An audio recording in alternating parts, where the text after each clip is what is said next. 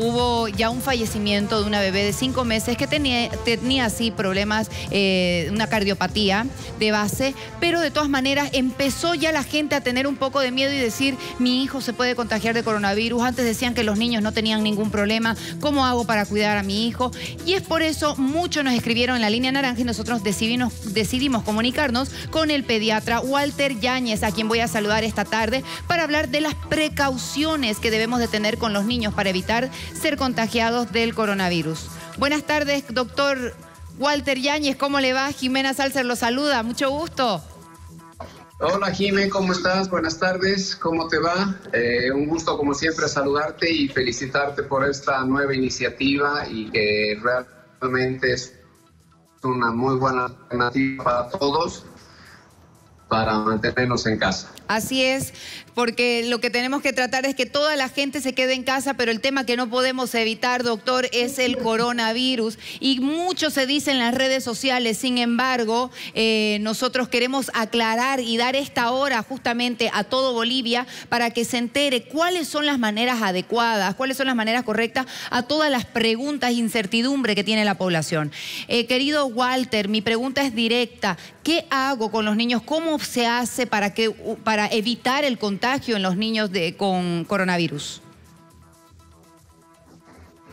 Como en los adultos y en los niños, ahorita la mejor forma de evitar el contagio es lo que se está promulgando, es decir, el distanciamiento social, el aislamiento, el quedarse en casa y obviamente el que tenemos que estar tomando todos los recaudos en lo que es utilizar el alcohol en gel, utilizar lo que es el lavado de manos y obviamente dentro de todo ello tener a nuestros niños sobre todo con un sistema inmunológico competente, que eso ya dependerá de la alimentación, nutrición y demás. Que es muy importante que tenga un sistema inmunológico que esté preparado justamente, porque lo hablaba con una nutricionista y le decía, el verlo gordito a mi hijo no significa que esté segura de que el sistema inmunológico está andando en perfecto estado. No, por supuesto, y bueno, el otro día justamente aprovechando de ver tu programa y de paso saludar a Natalia, una excelente nutricionista, sí, escuchábamos los grandes beneficios de muchos alimentos que ella nos manifestaba y que obviamente hay que tomar en cuenta ello, que la gordura al contrario puede ser uno de los factores de riesgo en los niños, no solo en los niños, adolescentes, adultos y personas mayores, en los cuales que todavía la obesidad siempre es un factor de riesgo o el sobrepeso. Ahora, Walter, necesito por favor, doctor, de que usted me aclare este panorama, porque yo quedé un poco asustada cuando veo que en algunos condominios o lugares o barrios también no se respeta y dejan a los niños salir a pelotear o están con su carrito, con el cochecito y la mamá por afuera todo. ¿Existe algún riesgo de contagio yo teniendo contacto con la calle también con mi hijo? Por supuesto, Jimé, uno de los grandes problemas que estamos teniendo en el control de esta enfermedad que todavía no se está logrando respetar, esa situación del aislamiento. Tenemos que ser estrictos, tenemos que ser muy precisos en evitar esto. Evidentemente a todos nos cuesta, pero no es una vacación, no es que el niño tenga que estar en su condominio paseando, que esté jugando a la pelota, porque incluso muchas veces esto puede darnos algún problema de contagio. Últimamente se está dando que muchos condominios viene la gente a comprar o a vender comida, entonces también ahí se supone que hay una aglomeración de gente.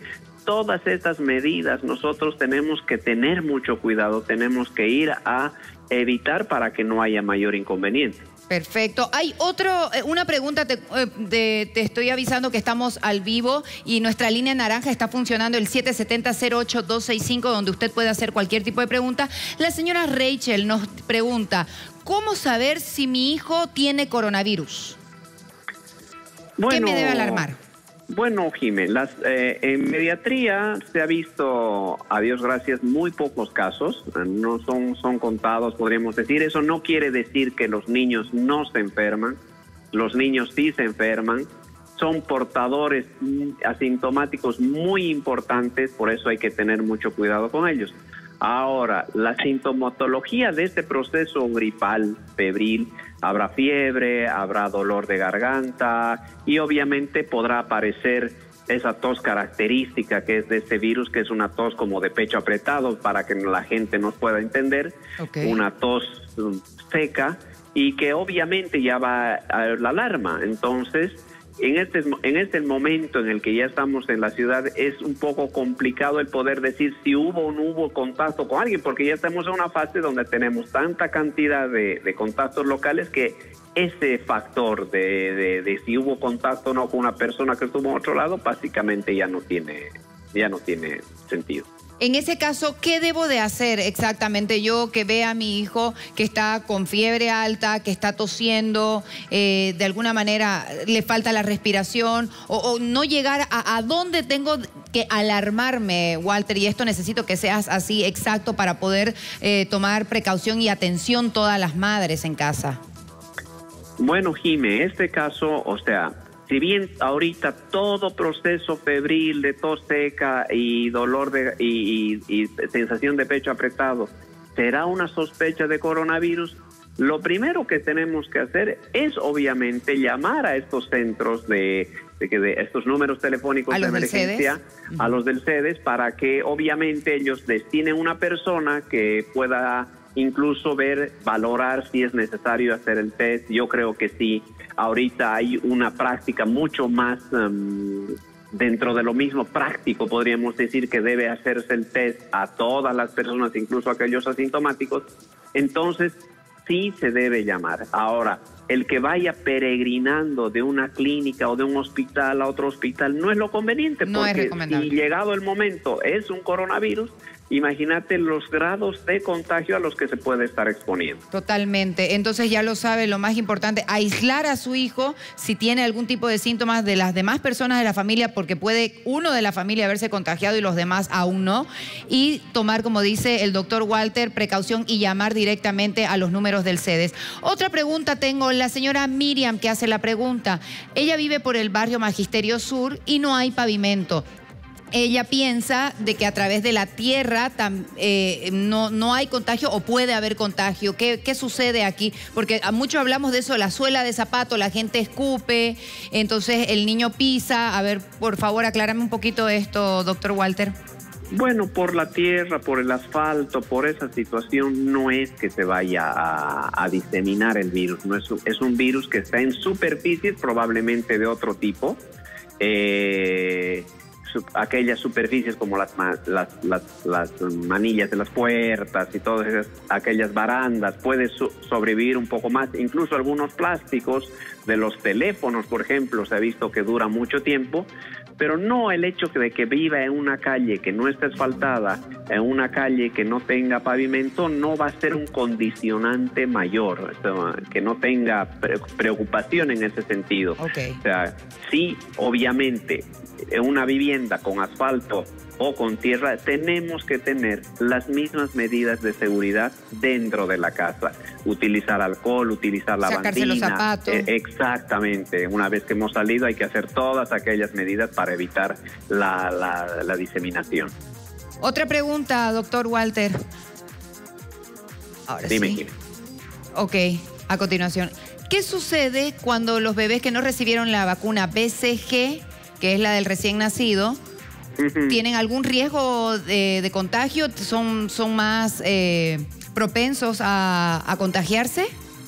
Bueno, hay estudios en los cuales se ha visto que aquellos niños en los cuales no han recibido o las personas que no han recibido la vacuna de la BCG, de una manera u otra han sido como más susceptibles. Aquella vacuna de una manera indirecta sirve de protección. Si bien la vacuna de la BCG es una vacuna contra la tuberculosis, de manera indirecta serviría de una protección. Muchos de los casos que se ha visto en Europa, muchos de los casos que se está viendo en Estados Unidos, son aquellas personas que obviamente no han tenido o no tienen programa de vacunación. En esos lugares no creo que ese tipo de vacunas ya no se hace porque se había erradicado la enfermedad. Es como que se había erradicado la tuberculosis, o sea, tiene una muy baja incidencia de esa enfermedad, entonces no es como una vacuna obligatoria. Entonces es por eso que también se ha visto que hay un aumento de casos. Jimé, ahorita lamentablemente dentro de lo que nosotros vemos desde el punto de vista científico, lo que ahora puede decirse es como que la verdad de aquí a unos meses puede ser totalmente erróneo, no validado. Totalmente. Entonces es un virus que está generando que estudios, estamos aprendiendo. Exactamente, estamos aprendiendo y hay muchos estudios en los cuales por ahora nos están dando ciertas pautas también. Tenía una pregunta más, doctor.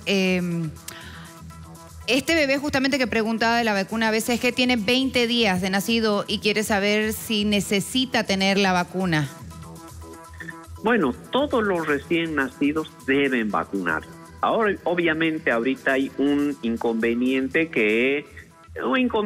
y al mismo tiempo un temor con las mamás de sacarlos a un centro de salud. No nos olvidemos que esa vacuna la ofrecen los centros de salud, la ofrecen los hospitales, y entonces mucho temor hay a veces de las mamás decir exponerme a sacarlo a un niño. Si bien es una vacuna que se la puede ir posponiendo hasta que esto vaya disminuyendo, pero en el momento en el cual ya estemos autorizados a salir... Totalmente. Es más seguro que se quede en casa, doctor. Totalmente. No se va a contagiar de tuberculosis estando en la casa. Ahora, decían, muchas mamás todavía tienen preguntas al respecto y dicen...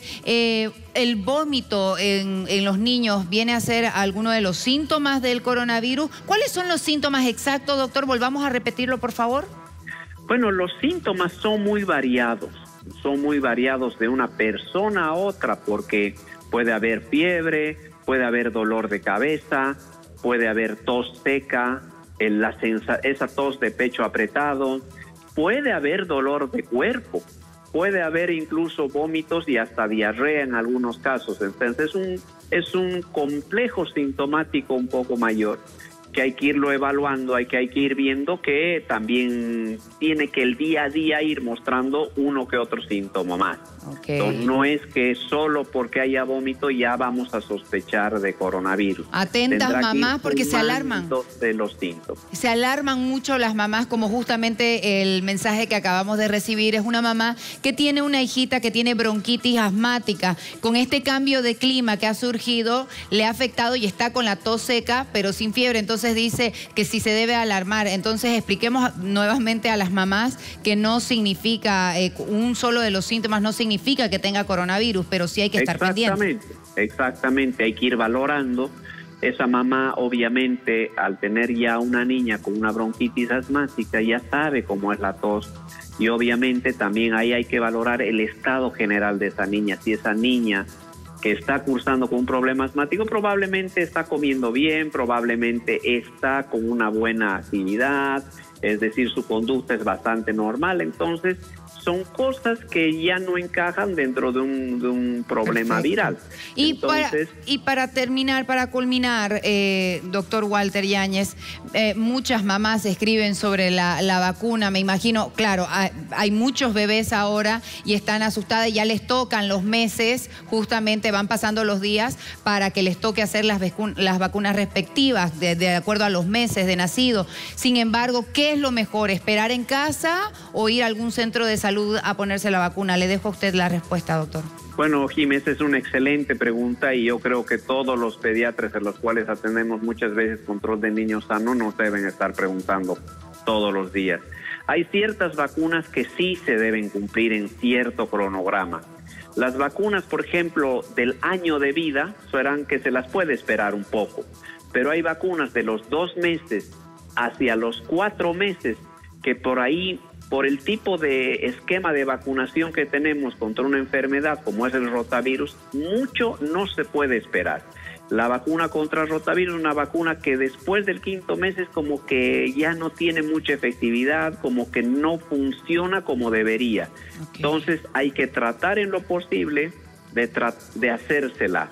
Asegurarse... hablar con su médico y preguntar si es la vacuna exacta que tiene que recibir en el tiempo. Exacto, cuál la vacuna, dónde aconseja hacerle, asegurarnos que los centros de salud estén vacunando, porque uno por ahí sale para hacerse la vacuna, supongamos un día de estos y no hay la vacuna, entonces... Y también ir vestido de manera adecuada con el bebé y tener justamente la bioseguridad, se puede decir, para poder salir con un bebé a la calle.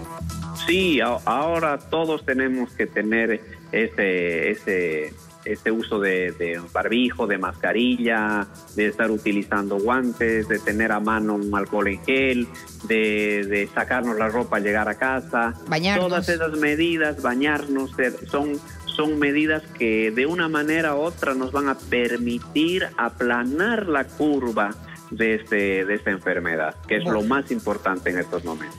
Bueno, muchísimas gracias. Lo bombardeé de preguntas, doctor Walter Yáñez, pero la gente realmente está muy preocupada. Es como decimos, es un virus desconocido para todas nosotras, para todas las mamás. Entonces necesitábamos la voz del doctor Walter Yáñez, que se comunicó esta tarde, que nos comunicamos con él, mejor dicho, y lo vamos a estar haciendo. No se preocupen si quedó alguna pregunta pendiente. Nosotros lo vamos a volver a hacer para la tranquilidad de todos ustedes. Vamos a volver a invitarlo la próxima semana. No saca muchacha.